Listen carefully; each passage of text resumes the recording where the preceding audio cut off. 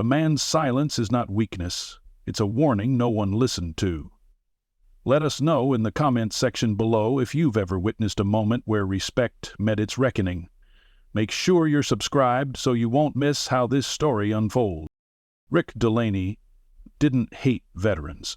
He just didn't want them cluttering up the beach bar he was trying to rebrand. The old place, the Pelican's Roost, was a low-ceilinged dive of a joint with faded Navy plaques nailed to the walls and a jukebox that still played Creedence Clearwater. The kind of spot locals loved because it didn't care what you wore or who you were, just whether you drank your beer cold and left your drama at the door. But that wasn't Rick's vision. He wanted sleek, neon lights, beachy cocktails, Instagram photos, and a crowd that didn't smell like salt water and diesel fuel. He had dumped thousands into renovations, changing the name to Shoreline, adding a stage for DJs, and painting the walls a sterile white with blue LED strips to pop for tourist selfies. The trouble was, the locals didn't get the memo. Worse, some of the regulars, like that tall, silent guy with the salt and pepper crew cut who always sat at the end of the bar, kept showing up like they owned the place. And to Rick, that was a problem. "You seen him again?" Rick asked Maria, nodding toward the security camera feed on his tablet behind the bar. Maria Torres didn't look up. She was drawing a glass same way she had for the last 12 years. "Cal's been coming here longer than the wood in this bar. He doesn't bother anyone." Rick sneered. "Yeah, well, he bothers me.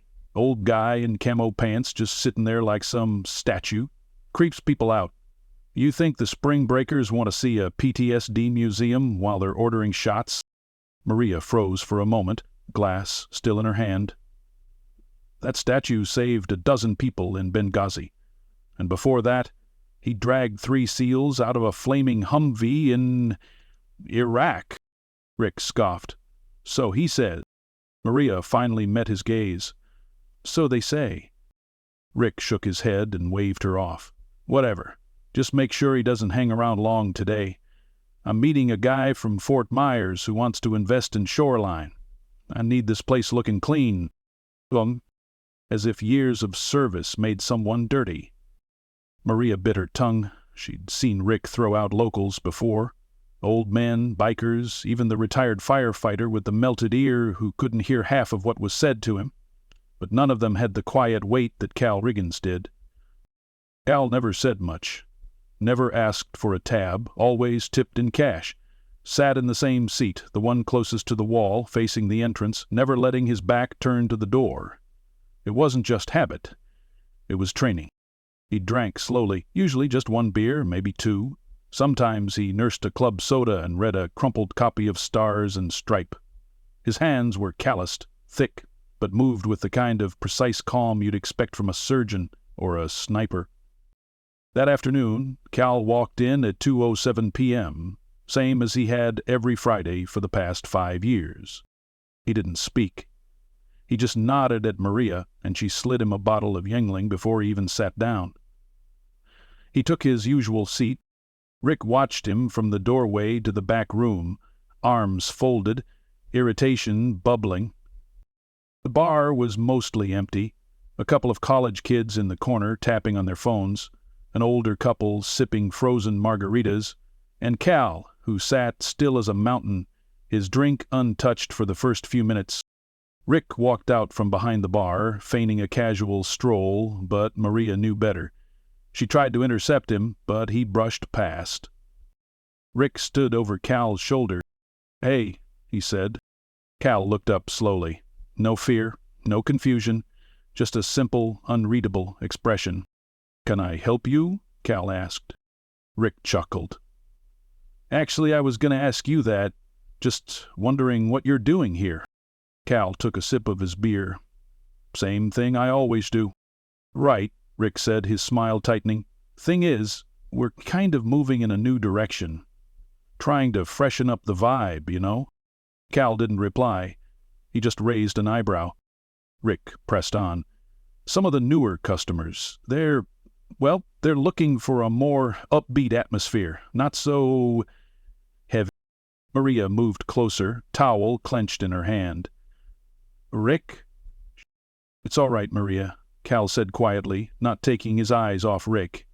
He wants me gone. Rick shrugged, letting the silence confirm it.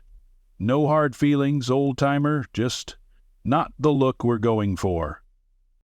Cal stood slowly. He wasn't a large man anymore. Age had drawn in his shoulders and carved deep valleys into his frame. But something about the way he moved made the entire bar feel smaller.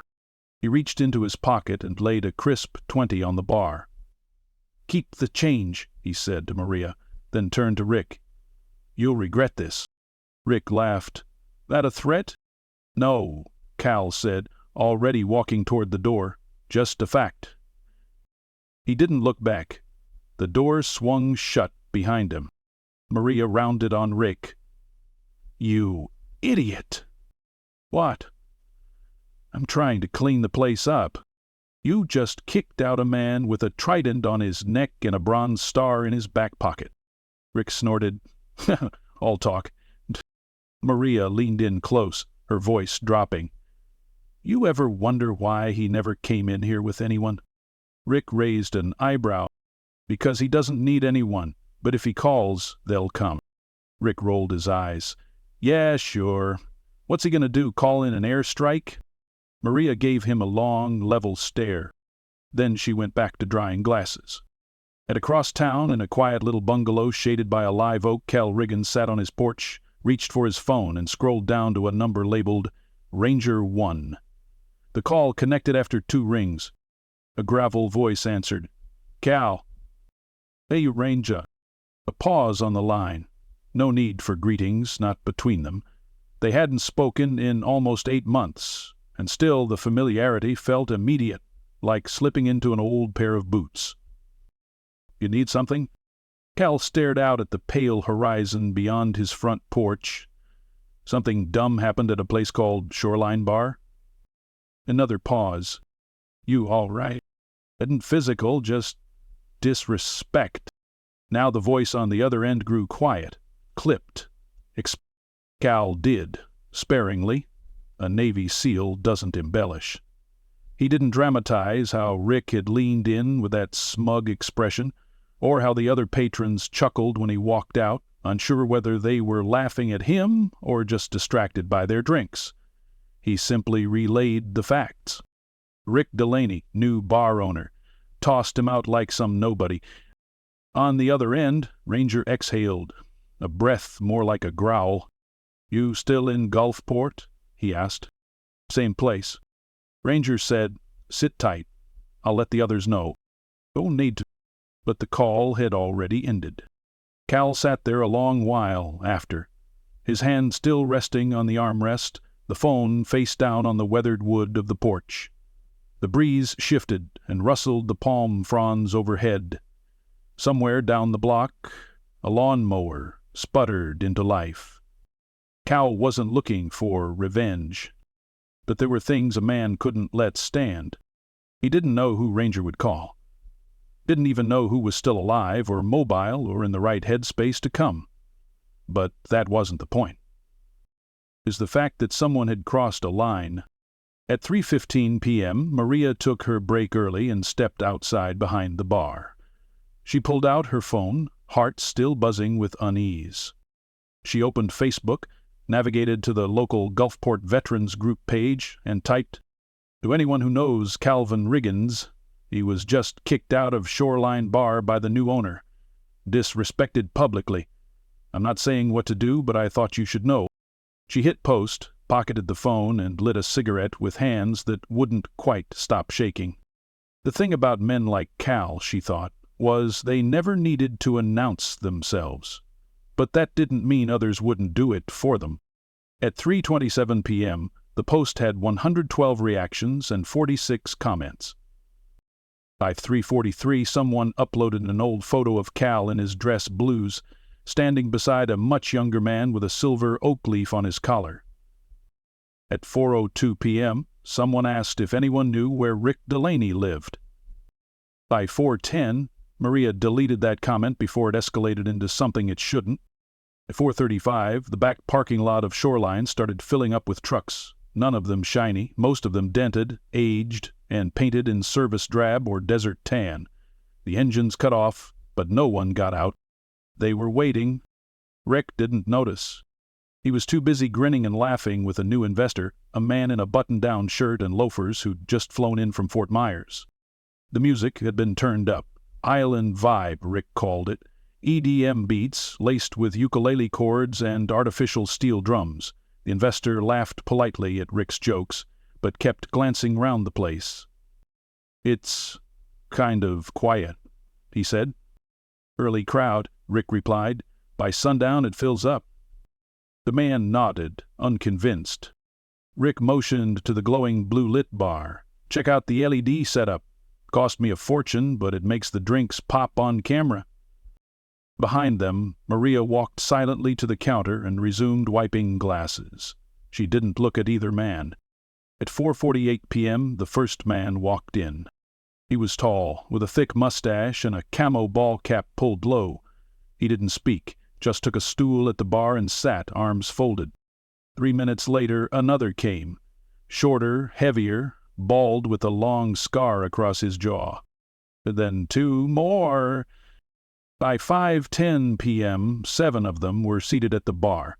None of them spoke to each other, but Maria saw the way their shoulders settled in unison, the way they scanned exits, the way one reached beneath his jacket and adjusted something with calm familiarity. The investor leaned closer to Rick. "You sure this place is secure?"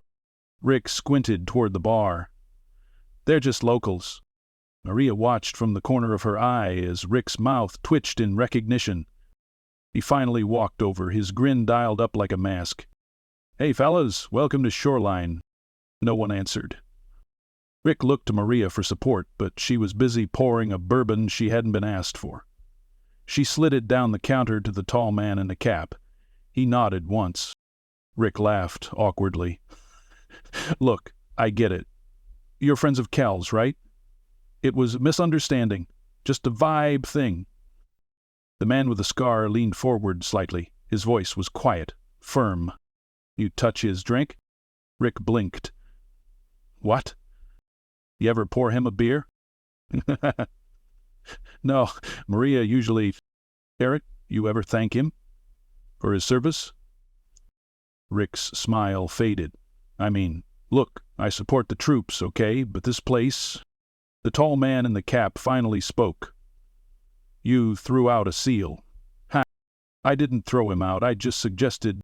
"People walked," the man interrupted. "You made him walk. That's worse." Rick straightened, heat rushing to his face. "Okay, I don't know who you think you are, but this is my business. I can ask anyone to leave if I think they're not..." The door opened, and the room changed. Al Riggins stepped inside, wearing a black polo tucked into khaki trousers, his dog tags tucked beneath the shirt but unmistakably present. His boots echoed against the tile. Behind him, a man in a sharp civilian suit followed, a clean-shaven, wide-shouldered presence with intense eyes and perfect posture. Maria's hand went to her mouth. "Commander Brett Ranger Hammond." Rick stammered. "Look, I didn't mean..." Ranger walked forward and said nothing. The other men at the bar stood in unison. The room held its breath. Cal looked at Rick, not angry, not smug, just calm. "I came to say thank you," he said. Rick blinked. "For what?" Cal looked around the room. "For reminding me who I still am." And with that he turned to the others. "You boys thirsty?" Cheers erupted from the men. Deep, guttural, sudden and full. Maria smiled for the first time all day. Rick stood frozen, investor forgotten, the bar around him now filled with warriors whose camaraderie turned the shoreline into something it had never been before. A place where respect had a spine, and it had just stood up. Rick Delaney didn't sleep much that night. The image of those men, silent, watchful, like wolves seated at the bar, kept invading his mind. They hadn't broken anything, hadn't raised their voices, but their presence alone had rattled something deep inside him, something that no neon light or trendy cocktail could drown out. He kept telling himself they were just old men, that he was still in control, that his vision for Shoreline mattered more than some relics from another era. But deep down, he knew he'd lost something. Not just respect from Maria or the regulars. He'd lost the bar's soul. And the worst part was, he'd never even realized it had one. The next morning, Shoreline's Yelp page had 37 new reviews. Most of them were 1 star.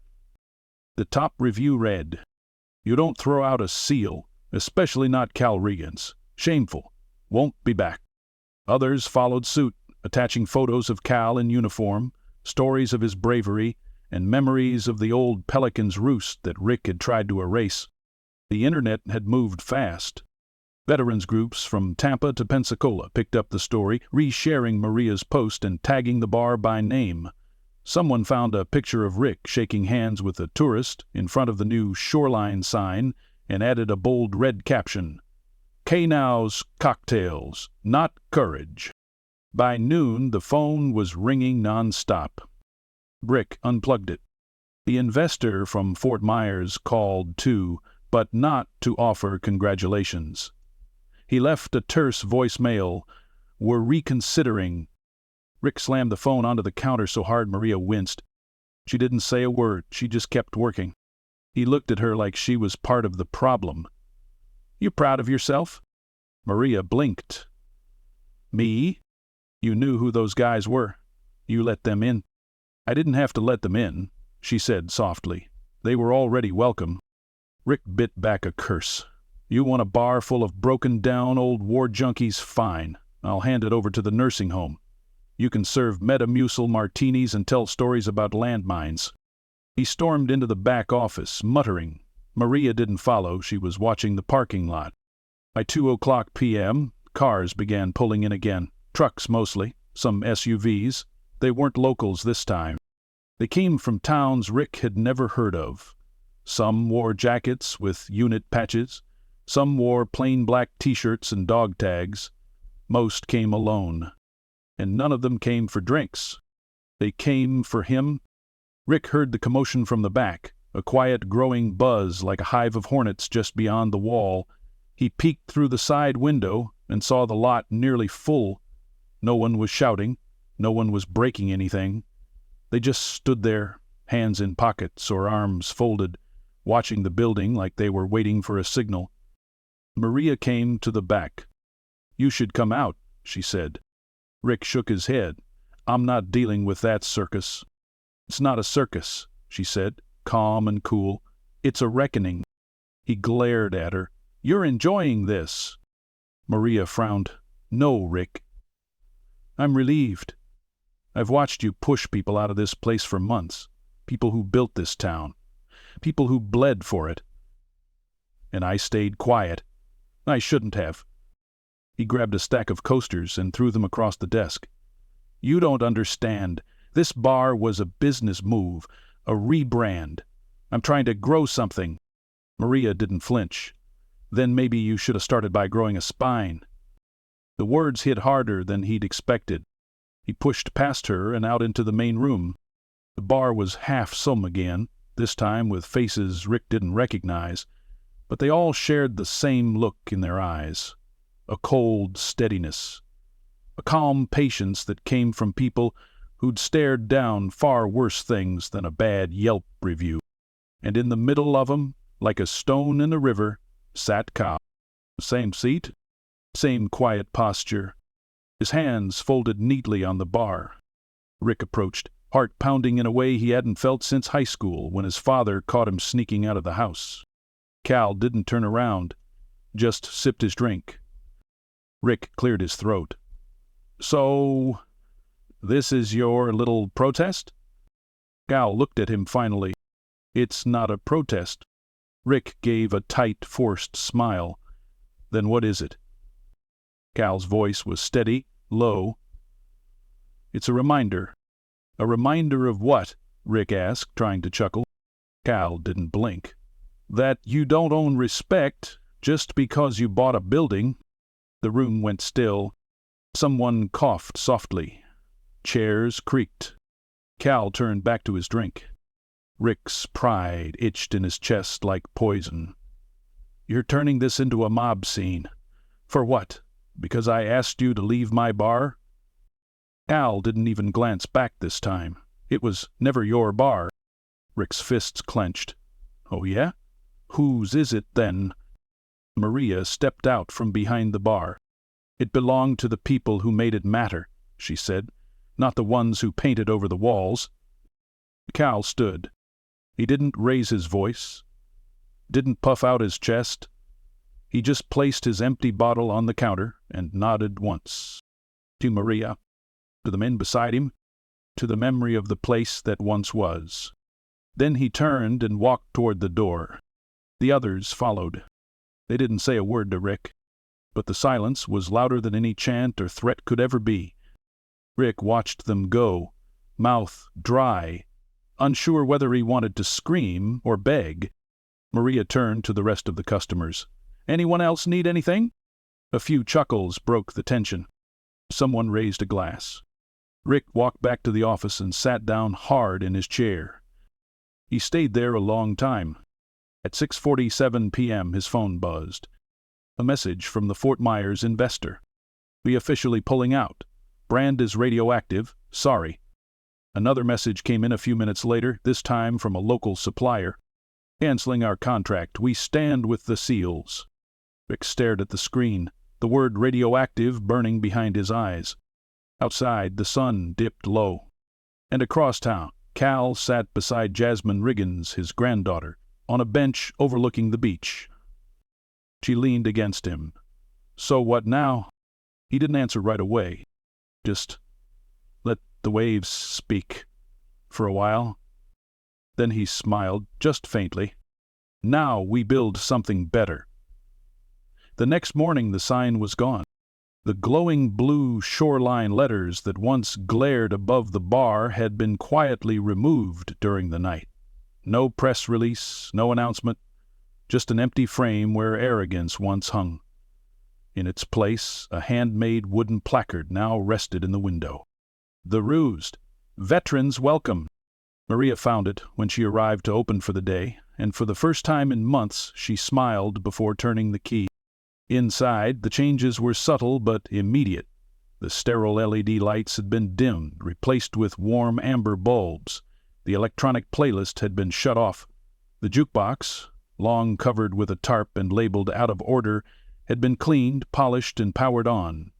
It softly hummed with the familiar tones of Johnny Cash and Otis Redding. Maria looked around. No Rick, no smug investors, no noise. There's the heartbeat of a place, finding its rhythm again. At 10:32 a.m., Cal arrived, but not alone. He walked in with Jasmine beside him, and behind them came Commander Ranger Hammond, this time dressed down in jeans and a soft gray T-shirt with a faded UDT seal patch on the sleeve. They were followed by others, old friends from Gulfport, men and women in ball caps and dog tags, sons and daughters of veterans, even a few kids in ROTC jackets. They weren't here for a fight. They were here to rebuild. Maria handed Cal a coffee. "No beer today?" she teased. He shook his head. "Too early. Jasmine says I'm a role model now." Jasmine grinned. "He's even cutting back on the bacon." "I didn't agree to that," Cal muttered, earning a laugh from the crew nearby. By 11:15 the bar was full, but with a different kind of crowd. Not loud spring breakers or selfie hunters. This was a crowd that brought photo albums, shadow boxes, folded flags. A group of teenagers worked silently at a table in the back, setting up a display with laminated cards that read, "Tell us who they were." Maria watched it all unfold, tears welling up in her eyes but never falling. This was what the Roost had always been meant to be. At noon, they held a moment of silence. Cal stood beside the bar with a folded piece of paper in his hand. He didn't like speeches, never had, but today wasn't about him. He cleared his throat and looked out across the room. "I didn't come here today to talk about war," he began. "We've all had enough of that. I came to talk about peace, the kind that's earned, the kind we keep Together. He glanced at the wall behind him, where Rick had once hung a flat-screen TV, now removed. In its place, someone had mounted a large wooden frame holding a collage of black and white photos. Sailors on decks, soldiers in foxholes, Marines in jungle fatigues, airmen by hangars. Cal pointed toward the collage. Those faces up there? They came home. Some whole, some not. Some stayed in the fight long after the shooting stopped. He paused. And sometimes what they needed most wasn't treatment or therapy or speeches. Sometimes they just needed a place to sit, a drink, a nod from someone who understood. A silence filled the bar, reverent, not heavy. So this place, Cal continued, is going to be that place again. Not just for the old-timers, but for the kids just coming back, for the wives and husbands and daughters who serve alongside them, for the ones who made it home, and for the ones who never did. He folded the paper and slid it back into his pocket. Thank you for standing with me. Let's keep standing together. The crowd broke into soft applause, not raucous, but steady and heartfelt. It rolled through the bar like a gentle tide. Maria leaned in and whispered, "You always did know how to make an exit." Cal shrugged. "I'm still here." She smiled, then reached under the counter and pulled out a small wooden box. "Figured you'd want to do the honors." Cal raised an eyebrow. "What's this?" She opened the box. Inside was the old brass plaque that used to hang by the entrance of the original Pelican's Roost. "Respect is not requested, it's expected." Cal took it in his hands like it was made of gold. Jasmine beamed. "Can we hang it up now?" He looked at her. Together, they walked to the front door, where 2 screws already protruded from the wood.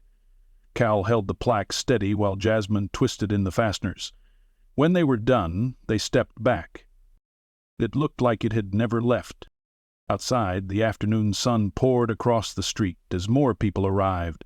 Families, veterans, even a school bus parked on the curb, a teacher leading a group of middle schoolers toward the entrance. They were doing a project on local history and heroes. Maria grabbed an extra tray of water cups and set them by the door. "They'll want to meet you," she said to Cal. He smiled faintly, then looked at the sea of unfamiliar faces with a kind of quiet awe. "They don't need to meet me," he said. "They just need to see what we stand for." By 3:00 p.m. the bar was humming again, full of voices and memories and possibility. A retired Army cook had offered to cater snacks. A high school band offered to play taps at sunset. Someone passed around a petition to create a memorial wall in the back room, listing all the local service members lost since World War II. Maria watched from behind the counter as Ranger leaned in to speak with Cal near the jukebox. "You know," Ranger said, "I thought we were coming down here for a bar fight." Cal chuckled. "So did I." "And now?" Cal took a sip of his coffee. "Now I think we started something bigger than that." Ranger nodded, then added quietly, "Rick left town. I figured. Signed over the bar yesterday, gave it back to the original family who owned the roost before him." Cal raised an eyebrow. "Why?" Ranger shrugged. "Said he wanted out. Said he was never meant to be part of this town. Said you made him see that." Cal didn't gloat, he just nodded. "Let's not waste it," he said. And they didn't. Over the coming weeks, the Roost became more than just a bar. It became a hub, a meeting place, a story haven. Local schools hosted history nights. Veterans hosted workshops for transitioning service members. Maria even started a Vet's Voice open mic once a month, where anyone who'd worn a uniform or loved someone who had could speak their truth. One night, Jasmine found Cal sitting alone by the jukebox again, same seat as always. He slid a soda in front of him. "You know," she said, "most people don't get a second chance to matter." He looked at her, quiet. She continued, "But you made this place matter again." Cal looked around. The laughter, the stories, the music, the plaque on the wall. He didn't say anything. He didn't need to. because everything around him already had.